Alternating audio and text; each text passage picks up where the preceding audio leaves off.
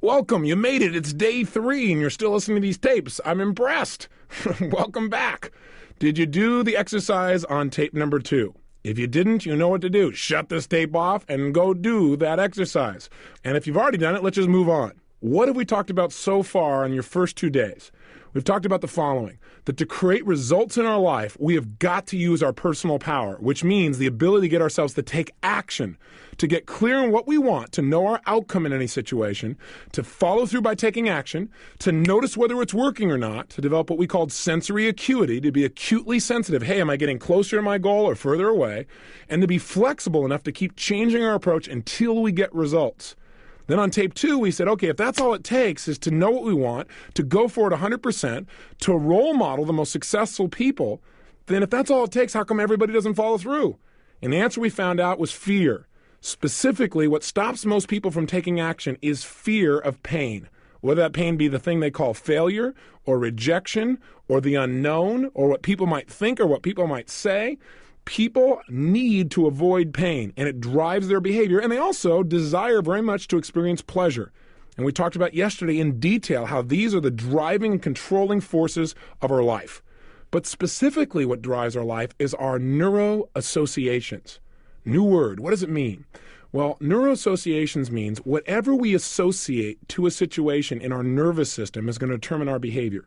In other words, when you think, again, using the metaphor we talked about yesterday about chocolate, if you associate to chocolate, well, eating a lot of it isn't so great because you'll be fat, but eating it would mean lots of pleasure, then what's happening is you have a stronger neuroassociation, a stronger association in your nervous system, in your gut, to the pleasure of chocolate than to pain. Are you following me so far? So what controls our life then is the meaning that we associate to a given situation. Please remember that. The meaning you associate will determine your behavior. Hey, listen, if when somebody smacks you, you learn to associate that means they love you, you will literally get pleasure from it in the future.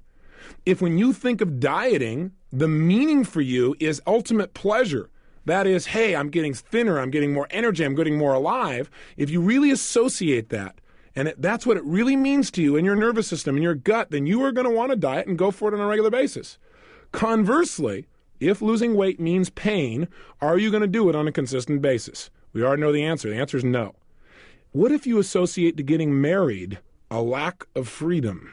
And that is a stronger association in your nervous system than the level of intimacy or connection or bonding that you think being married will create.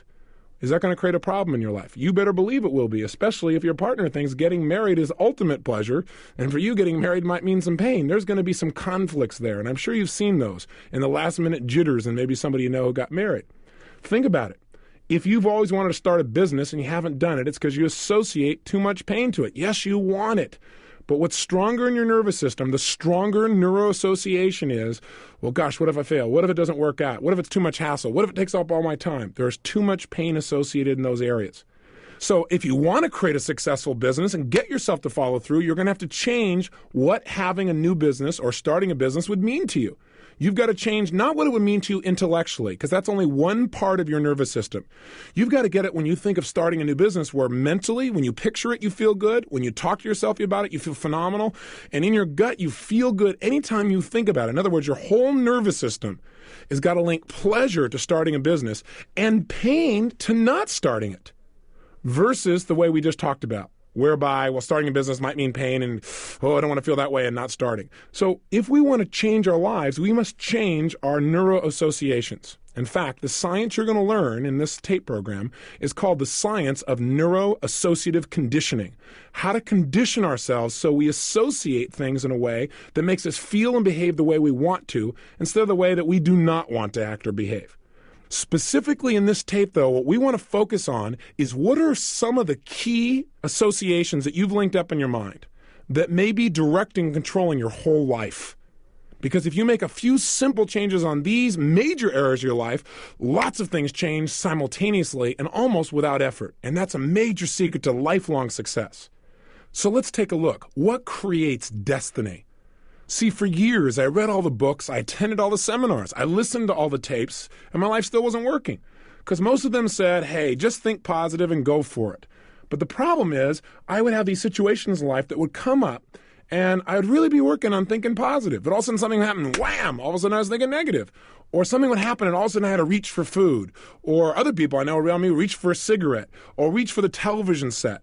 In other words, most of us in life think that thinking positive is going to really change our life. And I'm here to tell you, it's nice, but it is not enough. Because the biggest problem with positive thinking is you got to think about it. And for most of us, by the time you think about it, it's too late. You're already in reaction. Hey, look, you and I live in a stimulus response world where if I say something to you like, Winston tastes good like A, what's your response?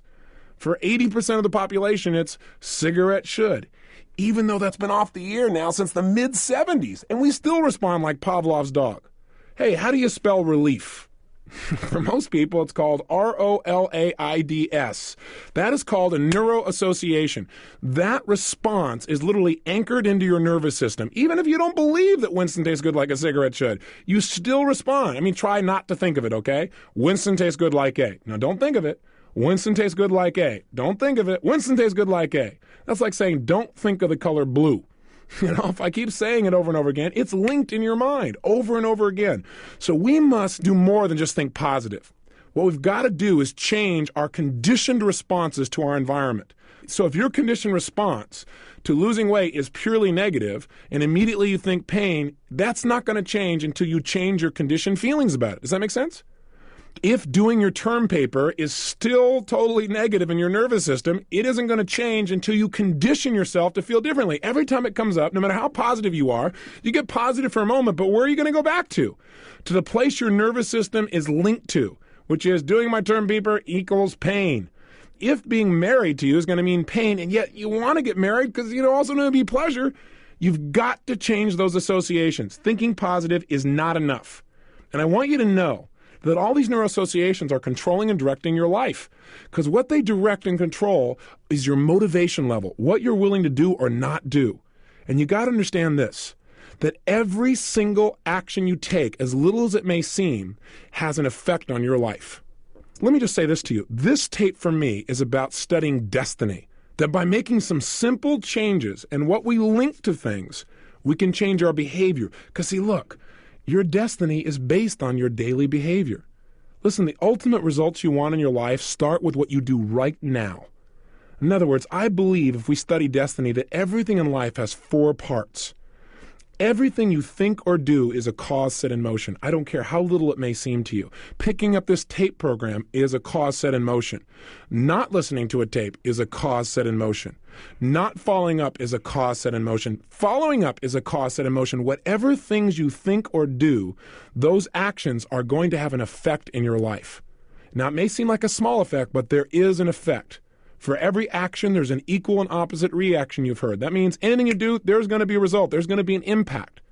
Now, the third element of life is for every result you get in your life, you begin to create a direction. In other words, a cause is set in motion, there is an effect, and each effect stacks up on the one before to take you in a particular direction. And for every direction you're heading in, there is an ultimate destination or destiny. What's important for us to do in our lives is to decide, what do we want our lives to be about? What is my ultimate destiny? What meaning do I want my life to ultimately have? And then we have to chunk back and say, okay, in order to accomplish that, what would I have to believe? What would I have to think? How would I have to act on a daily basis in order to create my results? You know what? The time to design the next 20 years is now. Not 20 years from now when you come back and go, oh shoot, I wish I woulda or I shoulda. The key to our lives then is to be able to see that impact. And I got to tell you, growing up, I was very fortunate in that in my life, I've created somehow or took part in the creation somehow of some very powerful neuroassociations, and they have shaped me.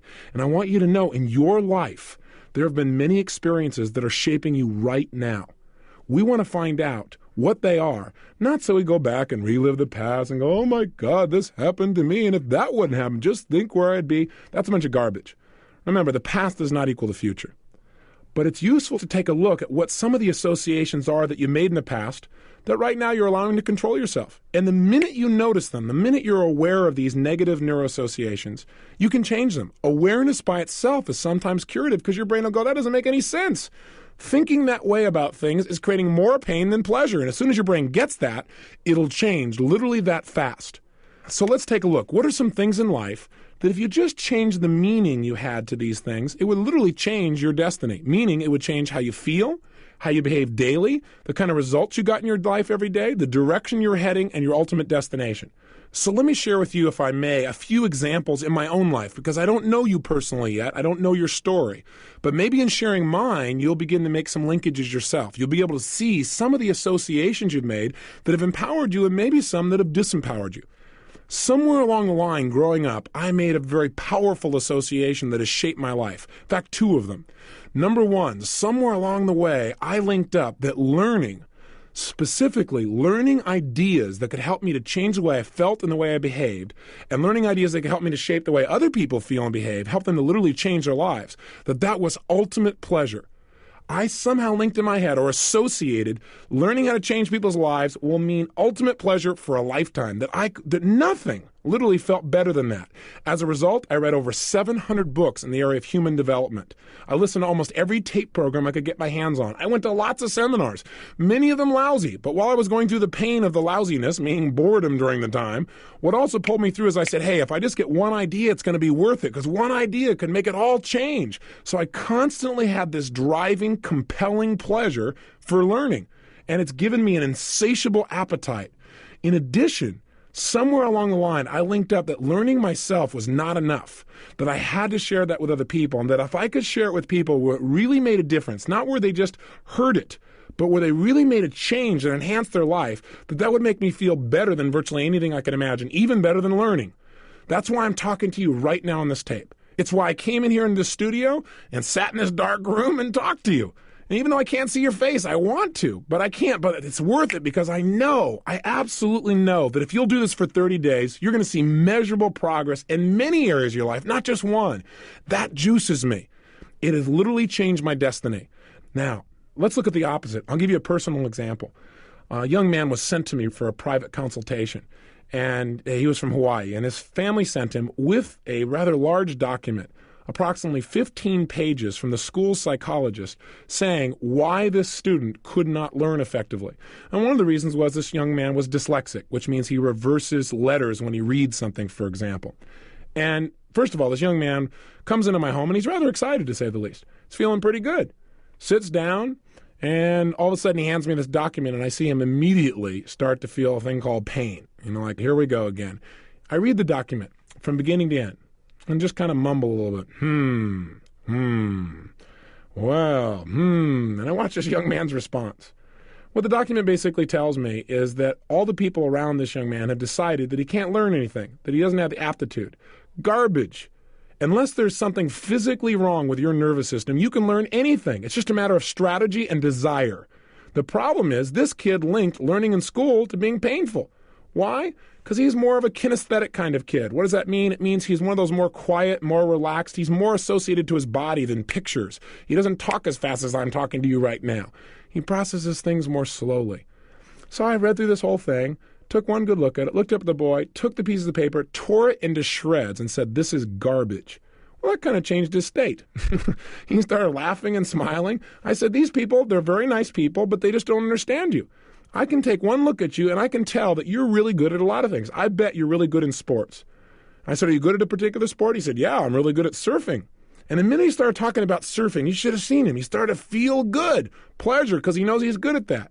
Well, while he's thinking of surfing, guess what I do? I start talking about learning, surfing, learning, feeling good surfing, learning, feeling good surfing, learning. That's how you create a new association. All you have to do is get yourself to feel a certain way. Make sure you feel it strongly, and while you're feeling it, link it to something else. By repetition. I mean, isn't that what commercial advertisers did to us? How come you say Winston tastes good like A? It's because they did it over and over and over and over again. Now, you can speed it up so you don't have to hear it so many times if you create more emotion. So I got him where he was talking about surfing. Boy, he was just surfing so well, just feeling incredible talking about this particular wave. And right then I said, yeah, how did you learn to do that? And all of a sudden he said, well, I learned to do that this way. And he started changing his neuro associations. Till pretty soon when he talked about learning, his voice changed, his face brightened, he felt phenomenal. And I said, well, now let's talk about surfing. And he did that. And I said, what would it be like to develop a surfing school? And so sure enough, he's telling me about surfing, talking about school. Pretty soon, school and learning make him feel phenomenal. All of a sudden, I take out some of the words that specifically it said he could not spell. And I said, I want you to pretend that you're surfing, though. So sit like you'd be surfing, breathe the way you do when you're surfing, and we're going to do this with the kind of rhythm that you would if you're surfing. And let's get this spelling down. And we did it for 5 minutes, and all of a sudden he's spelling perfectly the words that he was supposedly dyslexic with. In other words, he had an emotional block before. All I did was change his association to learning. Now, this kid was getting D's and F's. He went back and got C's, B's, and A's, just with one little 45-minute session of changing his neuroassociations. How will that change his destiny ultimately? I don't know, but I can guarantee you one thing. It's affecting him right now. And what he's doing right now is a cause set in motion. Won't you agree? There are effects that are measurable right now in his schooling and how he feels about himself and his self-image. And it affects more than just surfing. It's affecting his own idea of who he is and what he's capable of. And as that happens, it's taking him in a whole new direction and ultimately a different destiny.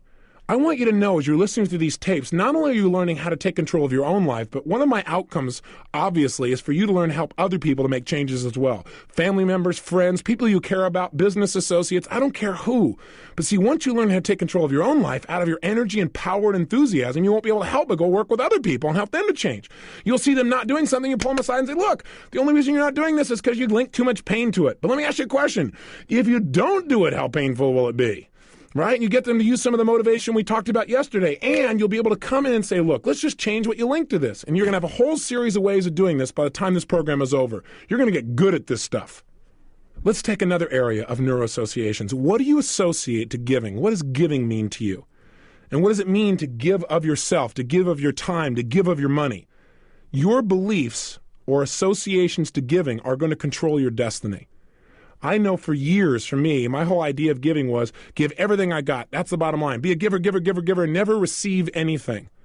And that frame of reference made me feel like I was going to have pleasure in my life because I figured, hey, somewhere in my mind I linked up, if I give, then people are going to love me. They're going to like me. That's going to mean pleasure. So even though in the moment it may feel painful to give, ultimately it'll be more pleasurable than painful. Are you following me? So what's the problem with that? Well, the problem is it made me this person who was a martyr. Or I gave, and would not allow anybody to give me back, which also means I was cheating them out of the opportunity of having the pleasure of giving to me.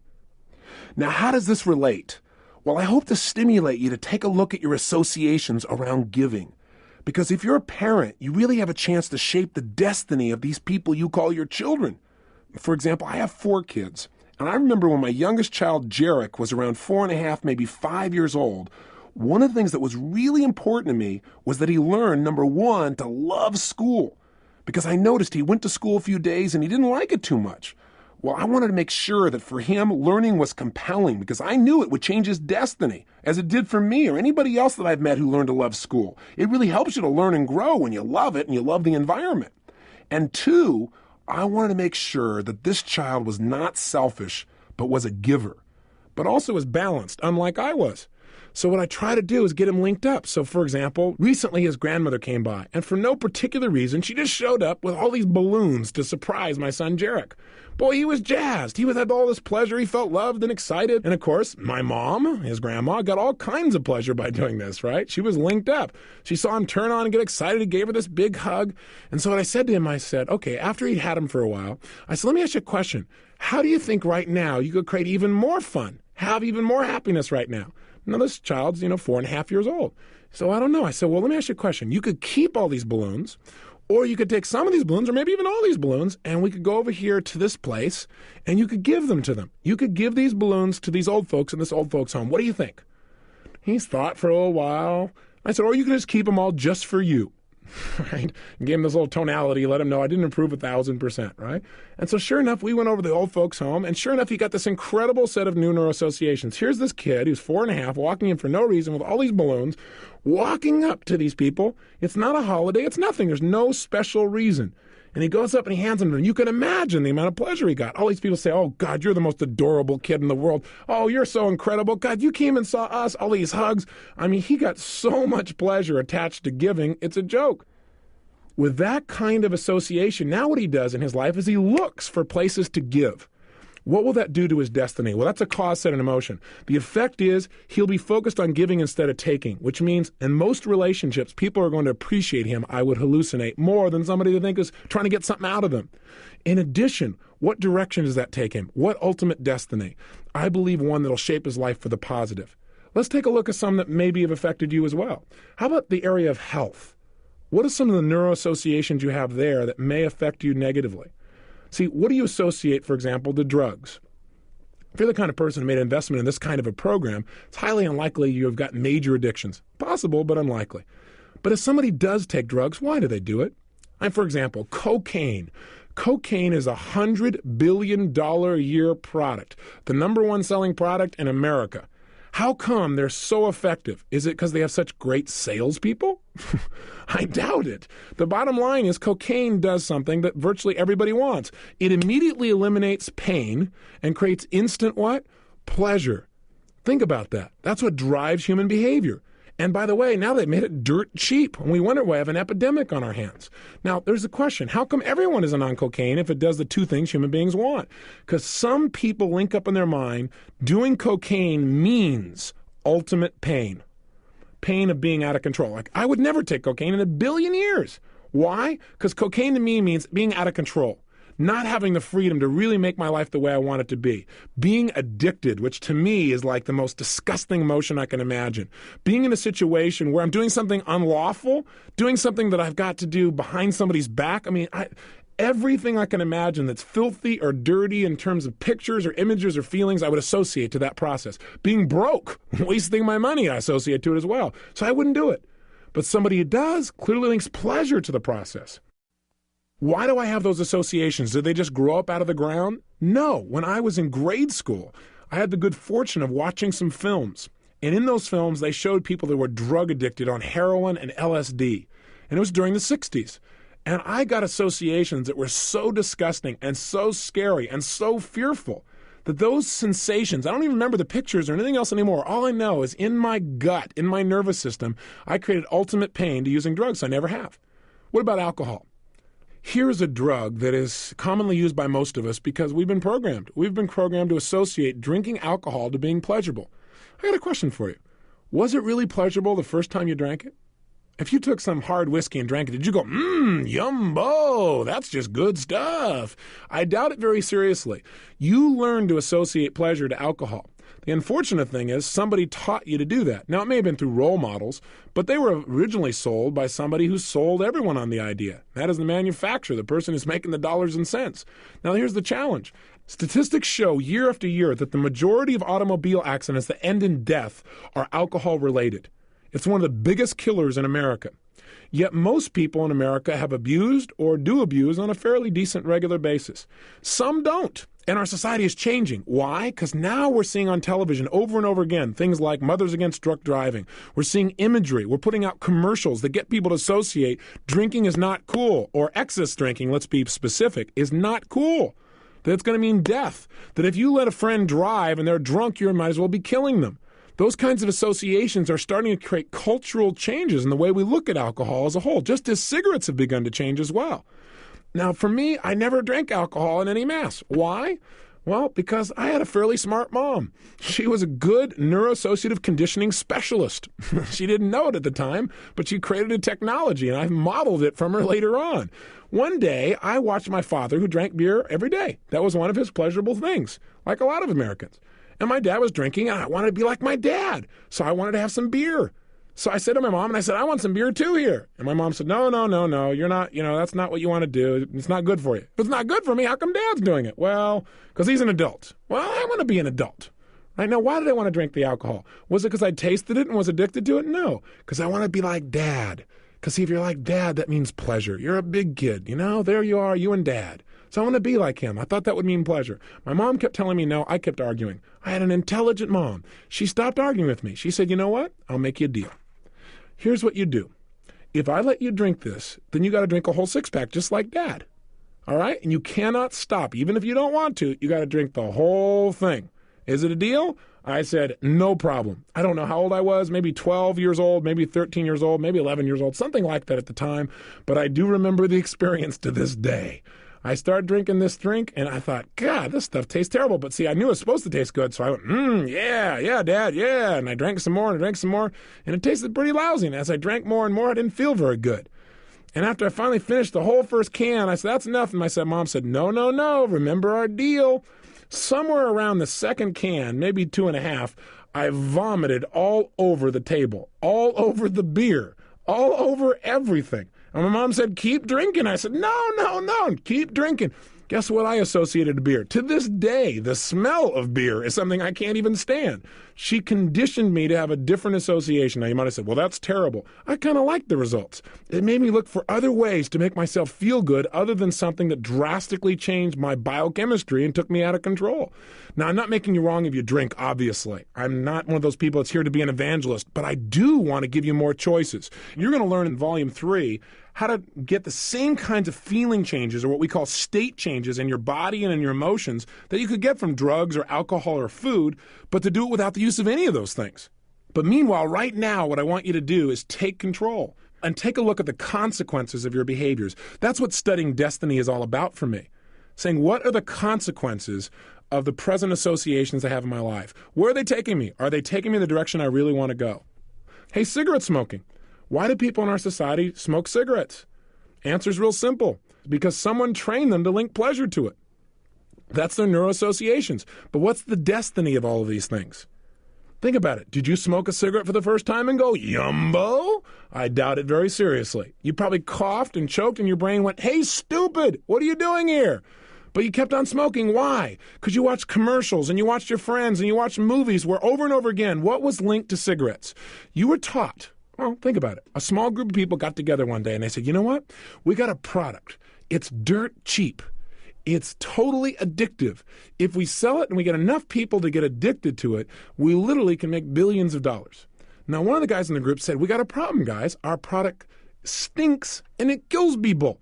And the other guy said, don't worry. People are stupid. We can train them. We'll just condition them to link to cigarette smoking the things they want most, things that have nothing to do with cigarettes. And what are the things they told you you'd get by smoking cigarettes? Think about it. What would you get? Well, you could be cool, K-O-O-L. You could be independent. You could be strong. In fact, you'd rather fight than switch. That makes sense. You'd rather punch somebody than switch brands of nicotine you could take in. So if the way I do that is to smoke a cigarette, no problem, because the pleasure will be worth it. In fact, that pleasure is much, much more real than the pain of a few moments of choking on the cigarette. What else would you get if you smoked cigarettes? Well, it's obvious. You'd be independent. You've come a long way, baby. And you're not going to go much further if you keep on smoking. I mean, seriously, the bottom line is we linked all kinds of things here. In fact, sex is one of the major ones, right? Think about it. Boy, if you smoked, you'd be sexy. Doesn't that make you really, think of somebody sexy when you smell their breath other than smoking? Doesn't that turn you on and stuff? I don't know about you, but it's not high on my list. And you know what? Or you'll be able to relax. If you smoke, you'll be able to relax. That's true. If you keep smoking, you're going to be able to relax for a long time. Seriously, what happened? You went to smoke the cigarette, and your brain went, hey, stupid, what are you doing? But then another part of your brain went, shut up, brain, the sex will be worth it. You just went on doing it even further. See, our neuroassociations drive us even when they don't make any sense. Hey, can you get somebody to do something that's destructive just by getting their brain to link up that it's going to be pleasurable? You better believe you can. Think about it. I'll give you a classic example you got to know of, World War II. The Japanese developed this group of people called kamikaze pilots, got people to go kill themselves. How'd they pull that off? Real simple. They got them to associate dying, something that would be fairly painful, to being ultimate pleasure. Why? Because it would honor your family. It would honor your country. Plus, you're going to go to a place that's much better than here where there's ultimate pleasure.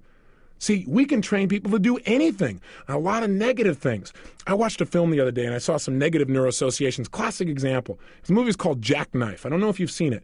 But in the movie, Robert De Niro plays a Vietnam veteran. And basically the movie is about his relationships with other people based upon the negative associations that he created in Vietnam, or that he unfortunately experienced in Vietnam. And the interesting thing is, in this movie, this man, Jackknife, is known for his destructive behavior. And one of those behaviors is, when he gets really upset, he slams his fist through pane glass. Now, and they think he's a bit crazy. Well, he's courting this woman in the movie. And there's a point when she's giving him all the signals and he really feels connected to her, and he starts to kiss her, and she starts to kiss him, and then she pushes him away, and she goes a little crazy on him. And he tries to communicate, and it doesn't work. And finally she goes, just get out, just get out. And he takes his fist and wham! He slams it through these pane glass, and all of a sudden he's bleeding all over the place. She immediately freaks out. She runs over and says, oh my God, what'd you do? She takes his hand, she tapes it up. She says, oh gosh, it's okay. Listen, I love the kiss. Well, after going to the hospital, he comes home and makes love to her. Now, let me ask you a question. What kind of neuroassociations do people get from something like that? Well, this guy, I'll tell you why he slams his hand through that, because even though it's painful, his brain links up that it's much more pleasurable in the end because he gets so much attention for it. Haven't you seen that happen maybe even with kids? If you don't give them positive attention, they'll try and do something negative to get your attention. It's still a way to get attention, which is pleasure. We've got to be very careful about the neuroassociations we create because a lot of them in life are negative. That is, we've linked things up that don't relate and they control our lives. So how do we create neuroassociations?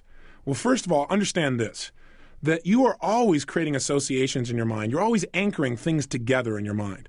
It's like, I bet there are songs that you can remember that as soon as you hear that song, instantly you remember maybe someone you had a relationship with. Do you have a song like that? That's called an anchor. That's a neuroassociation. Our brains, whenever we're highly emotional, now when I say highly emotional, what I mean is we're feeling strong feelings. Those feelings can be positive or negative, like negative ones like depression or frustrated or angry, or positive ones like happiness or joy or ecstasy. Anytime we're feeling strong feelings, whatever is happening around us consistently at that moment usually gets linked to it. That's called an anchor. That's what a neuroassociation is. So, for example, if you were in a situation in your life where somebody yelled at you, and while they were yelling at you, they gave you a certain kind of look, later on in your life, somebody may give you that same look, and you might get angry right away.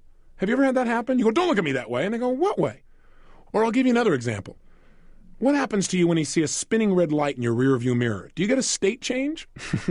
You better believe it. That's a neuroassociation. What's happening at that moment is you've learned to link that spinning red light to some rather negative emotions. How did it happen? Well, one time you got pulled over. You didn't wake up one day, or you didn't get born where you came out of your mother's womb and said, okay, copper. Right? That's not how it happened. What happened was you were driving along, minding your own business, being a good citizen. And one day somebody pulled you over for no reason. And sure enough, they scared the heck out of you, wrote you a ticket, and you got mad or you felt scared. And maybe that happened enough times to now you just see a spinning red light and you feel a state change. Or you hear the sound, you feel a state change. Is that a fair assessment? That's called anchoring again. So remember, anchors happen whenever we're in highly emotional states. By the way, they happen even when we don't want them to. If, let's say, you've had a horrible day at work and you come home and you're feeling pretty angry and upset about something, and you come home to your husband or wife, boyfriend, girlfriend, spouse, whoever, significant other, as they now say, and sure enough, they try and cheer you up, but you're in such a negative place that nothing works. You just stay angry, and they keep trying to express to you that it'll be okay, and you stay angry, and you're angry while you see their face, angry while you see their face, angry while they see their face. Pretty soon, let's say that happens for 2 or 3 straight days. Let's say the 4th day, you have a great day. God, you feel great. You can't wait to be home with your husband, wife, boyfriend, girlfriend, spouse, significant other. And you walk through the door, feeling great, can't wait to be with them. You look at their face, and within a few seconds, you feel angry. Or all of a sudden, you start fighting for no reason. Have you ever seen something like this happen? I know not in your life, but maybe in other people's lives. My hallucination is you probably have. That's called anchors. We've got to be careful. Anytime we're in strong states, things get linked up. That's how our memories are. Haven't you ever noticed, when you remember something, many times that memory will remind you of something else. You go, oh, I was trying to think of that before. Oh, yeah, do you remember this? And it's like this network of associations in our mind. So that's how the brain works. Those associations are happening all the time. And sometimes they totally disempower us, and sometimes they have nothing to do with reality. I'll give you an example. I was doing a seminar one time. Here I am, bouncing along, talking in the front of the room. I had about 600 people in the room, and I'm speaking, and I'm really cranking. And up on the stage next to me was this knight. What I mean is literally a suit of armor. And I was using it as a kind of a fun metaphor for the story I was telling at the time. And sure enough, as I'm talking, when I walked on the area of the stage where the knight was standing, all of a sudden my microphone started to go crazy with all this static. And then as I walked away, the static seemed to go away as well. So I kept on talking, and sure enough, as I got close to that same spot, all of a sudden my microphone, the static started going crazy again. Well, you can guess what happened. Immediately, people in the audience turned to me and said, it's the knight. That's the problem. Stay away from the knight. And I said, boy, you guys sure link things up pretty quick. I'm not convinced. I only did it twice and you're already convinced it's the night? You've already associated the night as the problem? I said, I don't think that's true. And I walked away from the night and it stopped having static. And they said, see? And I walked towards it again and sure enough, the static happened again. And I walked away and the static kept on going. And I kept walking and it kept on going. And I walked over the night and it stopped. I looked at them and I said, what do you believe now? They looked rather confused. What actually turned out was there was a police car going by and it was interfering with my signal. See, a lot of times in life, we link up things. We go, the reason I didn't succeed is because of this. Or if this would have happened, my life would have been this way. Or if you hadn't done that, this would happen. But I got to tell you, a lot of our neuroassociations have no basis in reality. They feel real to us, but they are totally disempowering because they have nothing to do with what actually went on. So on the next tape, what you're going to study is how to change your neuroassociations specifically, step by step. But you already know how they're created. If you're in an emotional state, something happens consistently while you're in the peak, you're going to link it up. Just like Ivan Pavlov and the dogs. Remember him? He took these dogs, didn't feed them, put food in front of them. As soon as they saw the food, whammo! Immediately they felt hungry. While they're feeling hungry, ring a bell. Feeling hungry, ring a bell. Feeling hungry, ring a bell. Till pretty soon, the two got linked. As soon as he rang a bell, whammo, they felt hungry. Now, even though the bell had nothing to do with it, that's what advertisers have done with you for years. It's now time for you to take control back. It's time for you to advertise in your own mind. So if you want to change the direction of your life, your ultimate destiny, and how you feel now, you got to change these associations. Take a look at the most successful people around you and see how one or two simple associations change their entire life. Look at Mother Teresa. Who is this woman? She is a woman who is about totally giving. Why? Because years ago, she linked up in her head that there's going to be massive pain in the world unless she did something on a massive scale to help people. She also linked that if she could help people, it mean ultimate pleasure, and it's controlled her entire destiny. Bruce Springsteen, years ago, linked rock and roll was the way to have ultimate pleasure and the way to avoid pain. Hey, take a look. Michael Jackson, growing up, was not allowed not to practice. Not to practice meant ultimate pain. His family, you didn't go out until you'd done your practice, till you'd gotten your singing, your dancing up to speed.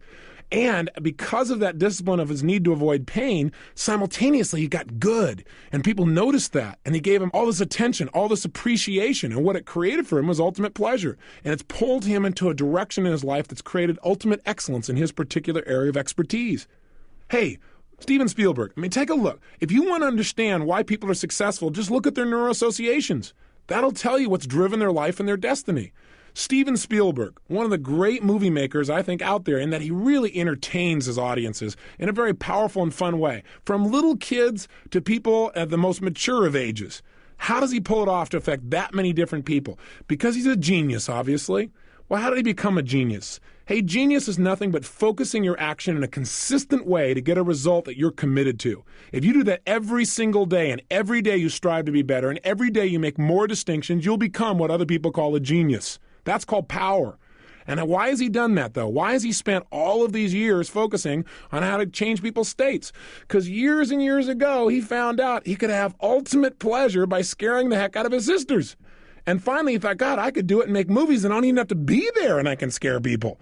That became a driving force, was to change people's states and create those feeling shifts in people, and he loved it. And that drove him. It drove him to go further and further and further. Now, those aren't the only neuroassociations, but those are some of them. So I got a question for you. What would be the ultimate neuroassociations that you would need in order to create your life the way you're committed to having it be, in order for you to create the destiny that you really want? What would be your associations that you would create or link to things like learning, growing, giving, money, challenging yourself, taking risks, relationships, commitment, power? What are some of the negative neuroassociations that may be holding you back, and what are some of the empowering ones you need? Let's do an exercise with that right now, and then tomorrow we're going to show you exactly step by step how to use neuroassociative conditioning. But right now, let's at least get aware of them and make some changes. So here's your assignment for today. Right now, pull out your success journal, and I want you to write down 3 neuroassociations that you made in the past that have shaped your destiny for the positive, and 3 neuroassociations that you created in the past that are limiting your life even today. Now, for example, I told you that for me, empowering associations were things like linking alcohol to pain. For me, because I felt that empowered me. I didn't ever have to use alcohol, and I've had more energy in my life and more physical health. I told you that linking up learning and giving as pleasurable experiences have really shaped my destiny. A third one I didn't mention is public speaking. A lot of people, public speaking is the most painful thing they can imagine. In fact, on large numbers of fear lists, where people have been interviewed, public speaking is something people are as afraid of as much as death, sometimes more. But for me, I linked up ultimate pleasure. That's the only reason I get to talk to you right now. Because communicating in public or with a large number of people, to me, is pleasurable. It means impact. It means making a difference. It means all those things. Those would be 3 empowering ones. I told you earlier what some of my negative ones were. Making a lot of money, I linked up to pain. So I didn't have any. I'd make so much money and then I'd sabotage myself. So I thought making money, yeah, certain amounts okay, but too much money, oh boy, then it's not fair because other people don't have as much as you do. I had all those negative associations. I linked up associations like eating lots of food means pleasure, or eating lots of food means love, and I gained 38 pounds as a result of it. So you got a list of empowering associations and disempowering ones. I want you to just get those clearly, ones that have shaped your destiny. And I want you to do it right now. So take out your success journal, and I want you to think.